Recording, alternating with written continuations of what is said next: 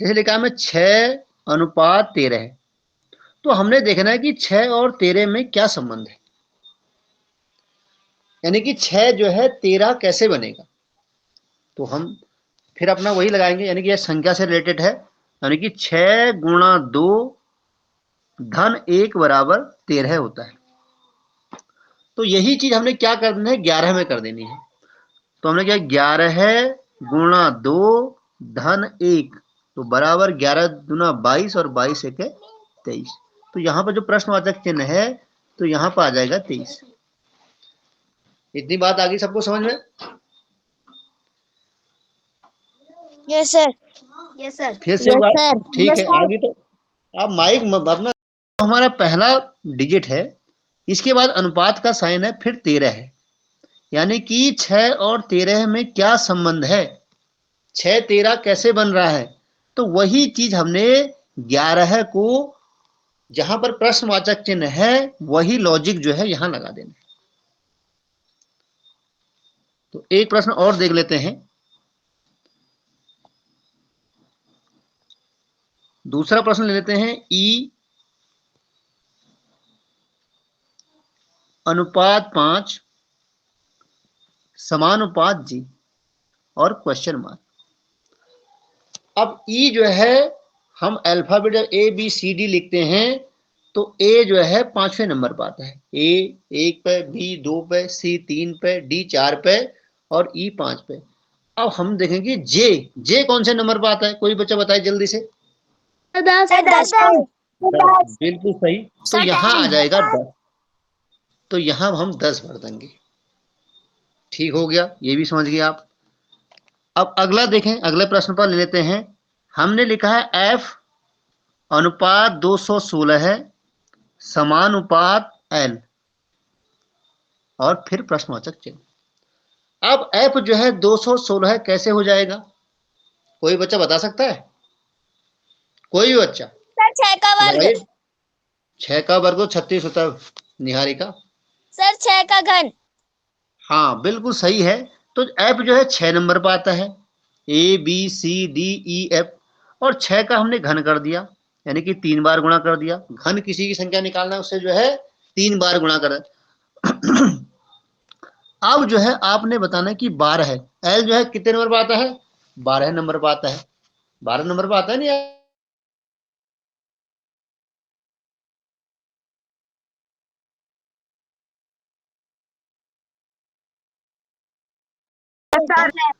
गुणा गुणा तो 12 12 144 और 144 को हम 12 से गुणा करेंगे तो 1728 1728 हमारा उत्तर आ जाएगा।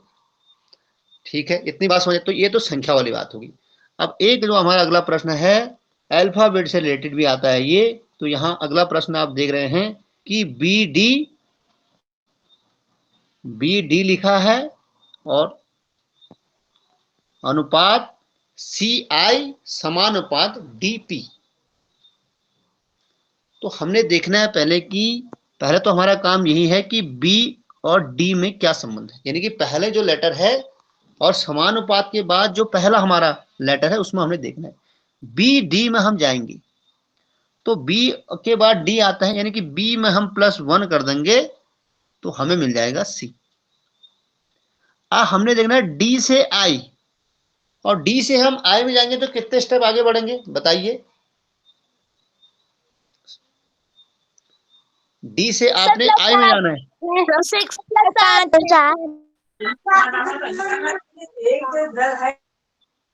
7 कैसे भैया, क्या जो है तो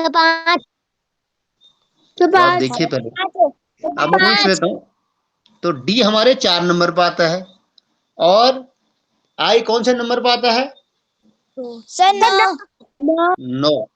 तो कितने स्टेप आगे बढ़ रहे हैं आप, 9 में से 4 को घटाओ, कितने स्टेप बढ़ रहे हैं, 5 स्टेप आगे बढ़े। एक जवाब आ जाता है तो आपने बंद करें। तो हमने जो है फिर डी से, पहला हमारा लेटर डी है तो डी से हम 1 स्टेप आगे बढ़ेंगे तो हमारा ई आ जाएगा, और पी से हम 5 स्टेप आगे बढ़ेंगे। तो बताइए पी से 5 स्टेप आगे बढ़ेंगे क्या उत्तर आएगा? Sir you. यू आता है, तो ये हो जाएगा ई यू जो है यू कौन फ्रैक्शन बोलते हैं? Decimal fraction. अब डेसिमल फ्रैक्शन होते क्या है? सबसे पहली बात है कि डेसिमल होता क्या है। इसको हम दशमलव बिंदु भी कहते हैं, दशमलव बिंदु और डॉट। तो जैसे हमारे पास में ये दशमलव क्या होता है कि दो न्यूमरल्स, दो अंक हमारे पास में होते हैं, उन दो अंकों के बीच में हम जैसे हमारे पास में 6 7 लिखा हुआ है, तो ये दो न्यूमरल्स हैं, इनके बीच में अगर मैं एक डॉट लगा दूं तो ये डॉट जो है दशमलव पढ़ा जाता है। तो यहीं से शुरुआत करते हैं इसकी। तो इसको हम 6.7 या 6.7 लिखा हुआ है, तो इसको हमने शब्दों में लिखना है, वर्ड्स में हमने इसको लिखना है। तो किस तरीके से हम इसको लिखेंगे और क्या कैसे हम इसको पढ़ेंगे? तो 6.7 और 6.7 और जर्नली हम डेसिमल ना बोल के हम सीधे सीधे बोलते देते हैं 6.7, 6.7। जिस तरीके से हम इसे बोल रहे हैं ठीक उसी तरीके से इसको शब्दों में भी लिखा जाता है। तो शब्दों में लिखने का तरीका इसको यही है, 6.7। तो ये हमारे पास में हो गया। एक और एग्जांपल इसमें लेते हैं, 1.248। तो जिस तरीके से मैंने इसको बोला ठीक उसी तरीके से हम इसको लिखेंगे। इसको ये नहीं बोलेंगे 1.248, ये हमारा गलत तरीका है इसको बोलने का। या मैंने लिखा 1.27, तो 1.27 नहीं बोलेंगे। अगर हम ऐसा बोल रहे हैं तो गलत बोल रहे हैं, ठीक है। दशमलव के बाद में जो अंक हैं वो एक एक अंकों को लेके आप इसको पढ़ेंगे। तो ये आपके पास में है। तो जैसे अभी हमने बात की थी 1.24 से 248, तो इसको हम लिखेंगे 1.1 डेसिमल पॉइंट इस तरीके से, या 1.248, 1.248, ये इस तरीके से लिखा जाएगा। और इसी तरीके से एक और एग्जांपल हम ले लेते हैं, 10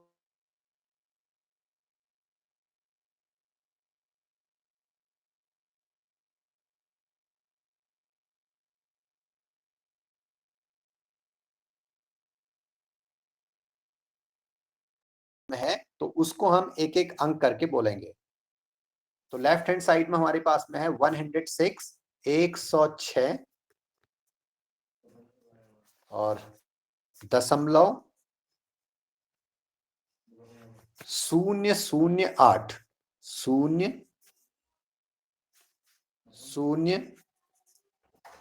008, इस तरीके से इसको लिखा जाएगा। एक और एग्जांपल के थ्रू हम इसको समझते हैं, 245.037। तो इस डिजिट को भी जब हम बोलेंगे तो हमने दशमलव के पहले वाले यानी कि लेफ्ट हैंड साइड वाले पार्ट को लेना है। तो लेफ्ट हैंड साइड में आपके पास में है 245, 245। तो इसको इसी तरीके से आप लिखेंगे 245, और उसके बाद आपके पास में डेसिमल पॉइंट है, तो इसको हम बोलते हैं दशमलव। और उसके बाद की हर एक डिजिट को आपने सिंगल सिंगल बोलना है, 037। और उम्मीद करता हूं कि सभी लोगों को ये चीज समझ में आ गई होगी। 2.723, तो इसको आपने अंकों में लिखना है। तो इसको आप अंकों में किस तरीके से लिखेंगे? उसने 2 बोला है, तो सबसे पहले आपने 2 को लिखना है, 2। फिर उसने दशमलव बोला है तो आपने दशमलव लिख देना है। फिर उसने 7 बोला है तो 7, 2 बोला है तो 2, और 3 बोला है तो 3। और इसी तरीके से एक और एग्जांपल हम ले लेते हैं कि किस तरीके से वो कहना चाह रहा है। उसने कहा कि 65, 65 65.504, तो 65.504। तो इसको हमने जब लिखना है तो किस तरीके से लिखेंगे? 65 यानी कि 65, फिर दशमलव उसने बोला है तो दशमलव में मीन्स आपने एक डॉट लगा देना है, एक पॉइंट लगा देना है। फिर उसने बोला है 5, फिर 0 और फिर 4।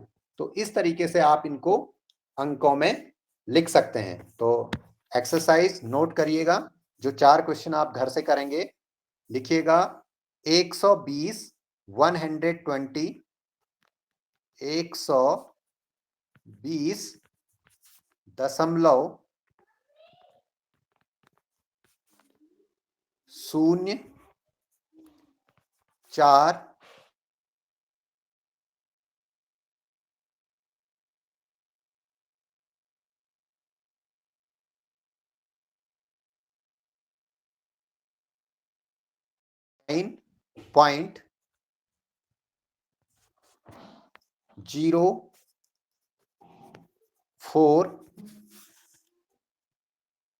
9.04.9 हम बनाते हैं। तो इस पे हम बात कर लेते हैं। मैं थोड़ा सा स्क्रीन को रोटेट कर रहा हूं अपनी, तो आप थोड़ा सा अपने मोबाइल को रोटेट करके देख लीजिएगा कि किस तरीके से हम इसमें काम करेंगे। सबसे पहले आपके पास में यहाँ पे मैं डेसिमल लगा देता हूँ। ये आपके पास में दशमलव हो गया। ये मेरे पास में लेफ्ट हैंड साइड है और ये राइट हैंड साइड है। दाहिने हाथ से मैं लिख रहा हूं तो वो राइट हैंड साइड है, और दाहिने हाथ के ठीक बगल में आपके पास में जो है वो left hand side, left hand आपके पास में है। तो लेफ्ट हैंड साइड में आपके पास में होगा वंस इकाई, टेंस दहाई, हंड्रेड सैकड़ा, थाउजेंड हजार। और इकाई के ठीक राइट साइड में आपके पास में ये डेसिमल होगा, और डेसिमल के तुरंत बाद आपके पास में होगा दसवां, जिसको हम कहते हैं टेनेथ,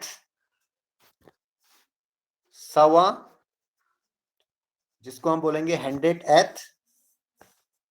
10 की स्पेलिंग के साथ में TH आपने जोड़ना है, तो टेनेथ।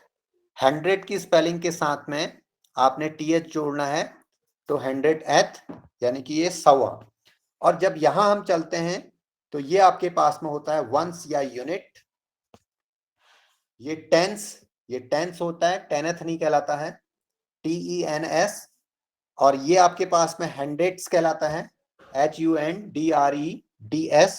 और ये आपके पास में थाउजेंड्स कहलाता है, THOUSANDS।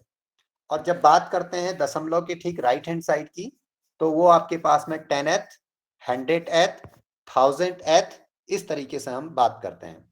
तो सभी ने ये टेबल बनाई होगी, और अब इस टेबल के बाद में आपने लाइन ड्रॉ कर लेनी है नीचे की ओर को, जिस तरीके से आपको स्क्रीन पर दिखाई दे रहा है। तो ये आपने लाइन ड्रॉ कर देनी है।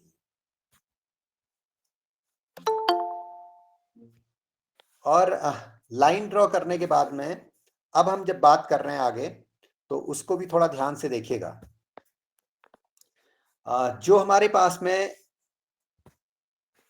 इकाई है, वंस है, इकाई का मतलब होता है 1। दहाई, दहाई का मतलब आपके पास में होता है 10। 100 का मतलब आपके पास में होता है 100, और 1000 का मतलब, 1000 का मतलब होता है आपके पास में 1000। यहां आपके पास में डेसिमल, डेसिमल के ठीक राइट हैंड साइड में दसवां लिखा है, तो दसवां का मतलब होता है 1/10, 1/10। सवे पे जब हम बात करते हैं तो इसका मतलब होता है 1/100।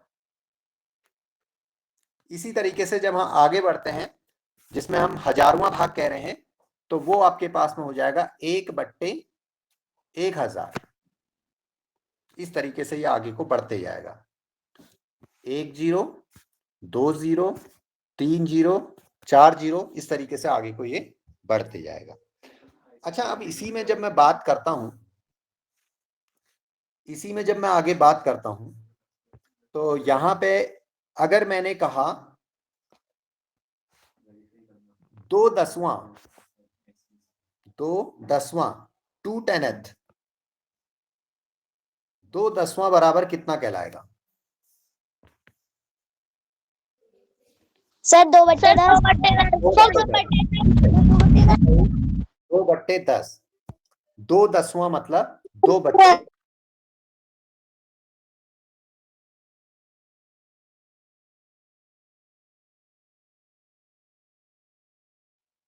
सर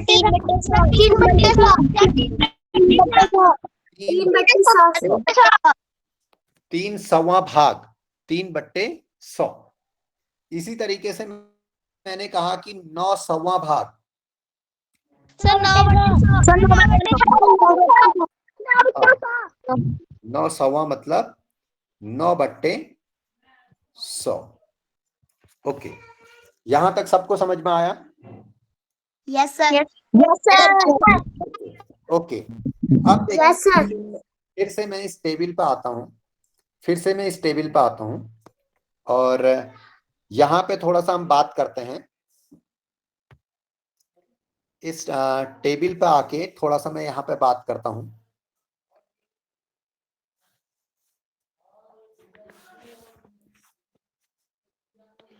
यहाँ पे मैं बात करना चाह रहा हूं, दशमलव मैंने लगाया, दशमलव के लेफ्ट हैंड साइड में मैंने यहाँ पर लिखा 2 और फिर यहाँ मैंने लिखा 4 और यहाँ पे मैंने लिख दिया 6। तो अभी ये संख्या क्या पड़ी जाएगी?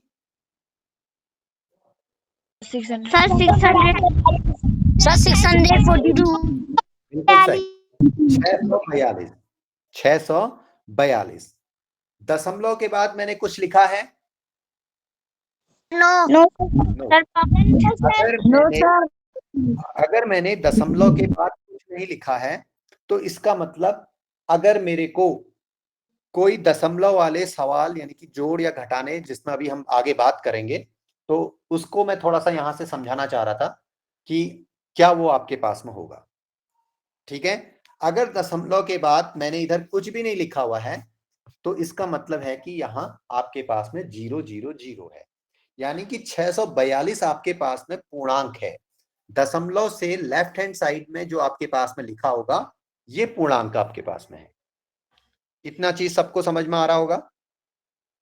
यस सर अब हम बात करते हैं यस सर कि हमारे पास में अगर मैं 10वें भाग पे लिख देता हूं 3, तो अभी ये कितना पड़ा जाएगा?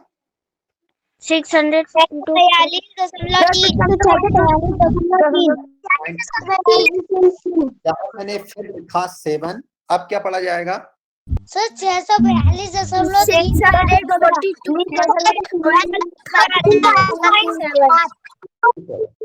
ओके, और उसके बाद मैंने यहाँ पे लिख दिया 8, अब क्या पड़ा जाएगा?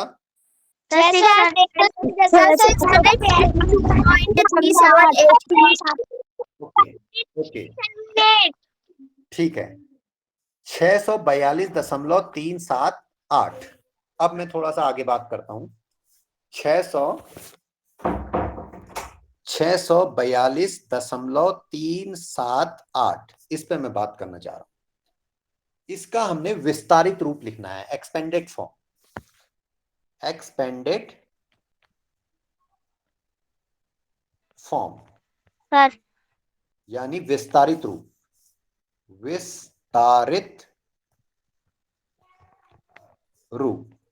किस तरीके से हम इसको विस्तारित करेंगे।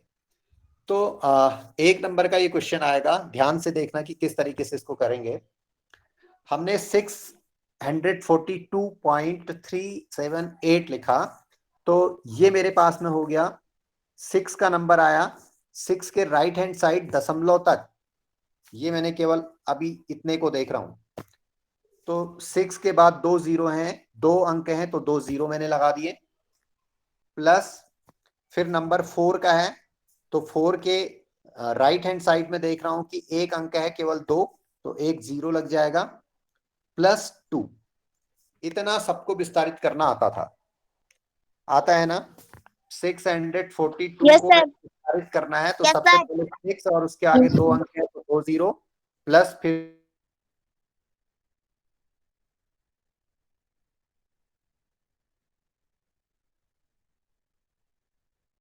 दशमलव।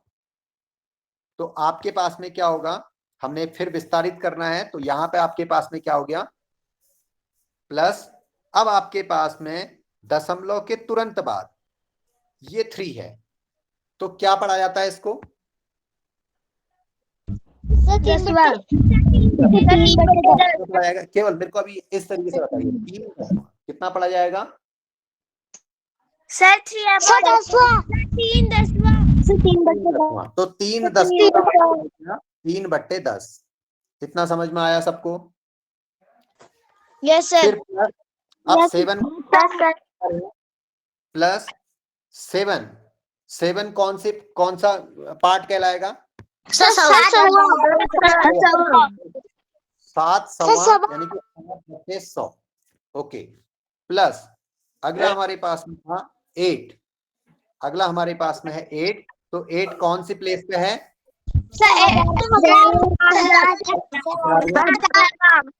8/1000। 8/1000. इतना सबको समझ में आया।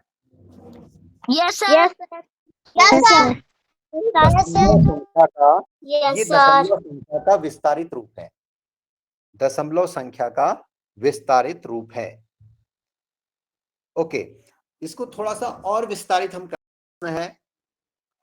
प्लस 40 आपके पास में है, +2 आपके पास में है, प्लस 3/10 की हम बात करते हैं। अब थोड़ा सा यहां पे भी ध्यान दीजिएगा, 3/10 को हमने दशमलव में बदलना है। ये 3/10 आपके पास में साधारण भिन्न है, ये आपके पास में साधारण भिन्न है। इस साधारण भिन्न को हमने दशमलव भिन्न में बदलना है। किस भिन्न में बदलना है, दशमलव भिन्न में। तो दशमलव भिन्न में बदलने के लिए क्या करते हैं, 3/10 आपके पास में है तो हमारे पास में जो अंश है उसको आपने एज इट इज जैसा है वैसे ही लिख देना है। और आप जब भाग कर रहे हैं तो आपने देखना है कि आपके पास में कितने जीरो हैं, एक के साथ में कितने जीरो हैं, एक जीरो है तो एक जीरो को आप एक अंक के बाद आप एक दशमलव लगा देंगे, यानी उसके लेफ्ट हैंड साइड। तो 3 के लेफ्ट हैंड साइड में एक दशमलव लग गया, तो और यहां दशमलव के लेफ्ट हैंड साइड में कोई अंक आपके पास में नहीं है तो वहां पे आपने 0 रख देना है। तो 3/10 का मतलब हो गया 0.3। एक और एग्जांपल लेके मैं समझाता हूं। मान लीजिए आपके पास में है 7/10, तो आपने क्या करना है, अंश को एज इट इज जैसे है उसी तरीके से रख देना है। जितने जीरो हैं उतने अंक बनाने हैं। आपके पास में एक अंक, एक जीरो है तो एक अंक, और उसके तुरंत बाद में आपने एक दशमलव रख देना है, और दशमलव से पहले कुछ नहीं है तो 0। तो यानी कि इससे ये भी समझ में आता है कि जब आप 10, 100, 1000 ऐसी संख्याओं से भाग देते हैं तो भाग देते समय दशमलव उतने स्थान दाएं से बाएं की ओर को शिफ्ट होता है जितने जीरो होते हैं। अब एक और चीज समझ लेते हैं, जैसे हमारे पास में है 15/100, तो हमने क्या करना है, जो न्यूमरेटर है 15 उसको एज इट इज जैसा है वैसे ही लिख देना है, इक्वल टू के बाद अब 2 जीरो हैं तो 2 अंकों के बाद दशमलव, तो हम दशमलव को मानते हैं कि वो हमारे पास में यहां होगा। अगर दिया नहीं है तो दशमलव यहां होगा, तो यहां से 2 अंक आपके पास में यहां आकर शिफ्ट हो जाएगा, तो इसका मान हो गया 0.15, और दशमलव से पहले कोई अंक नहीं है तो 0 आप यहां पर लगा देते हैं, तो 0.15। एक और एग्जांपल समझिए, हमारे पास में है 17/100, तो क्या करेंगे, 17 हमने एज इट इज जैसे है वैसे ही रख देना है। 2 जीरो आपके पास में है तो आपके पास में 2 अंक दशमलव इस स्थान पर हम समझते हैं कि दशमलव होगा, तो यहां से 2 अंक यहां पर आपके पास में दशमलव शिफ्ट हो जाएगा, तो 0.17 ये